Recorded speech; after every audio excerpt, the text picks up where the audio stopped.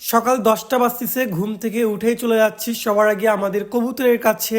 কারণ ছাদের পাশের ঘরেতেই রয়েছে আমাদের সবগুলো কবুতর। এই যে মাশাল্লাহ, এখানে আমাদের সবগুলো কবুতর রয়েছে। এখন ওদেরকে সকালবেলা ছেড়ে দিব, খাবার দিব। ওরা এখনো পুরাপুরি আমাদের ছাদ বাসাটা চিনে নাই, তাই ওদের পাখাটা কেটে দিয়েছিলাম। তো এখন ছাদে ছেড়ে দিব, দিয়ে এখানে ওদেরকে খাবার দিব, ওষুধ পানি দিব।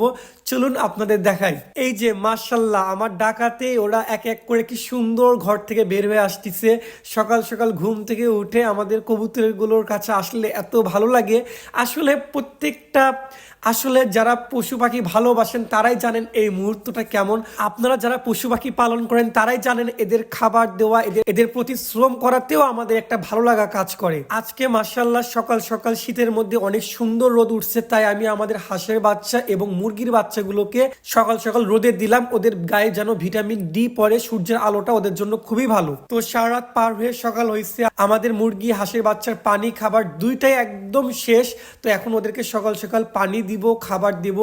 এই যে মাশাআল্লাহ, আমাদের হাঁসের বাচ্চাগুলো পানি পাওয়ার সঙ্গে সঙ্গে কি সুন্দর করে খাচ্ছে। তো আপনারাও যারা ছোট হাঁস ছোট মুরগির বাচ্চা পালন করেন তারা অবশ্যই প্রথমেই ঘুম থেকে উঠে এদেরকে খাবার পানি দিবেন, কারণ এরা ছোট, এরা প্রচুর খায়। তো এদের সবসময় খাবারের মধ্যে রাখার চেষ্টা করবে। আলহামদুলিল্লাহ আমার সব কাজ শেষ, এখন শুধু কবুতরের পানি দিব এবং ওষুধ দিব। এটা পানির সঙ্গে ভালোভাবে মিশিয়ে দিব।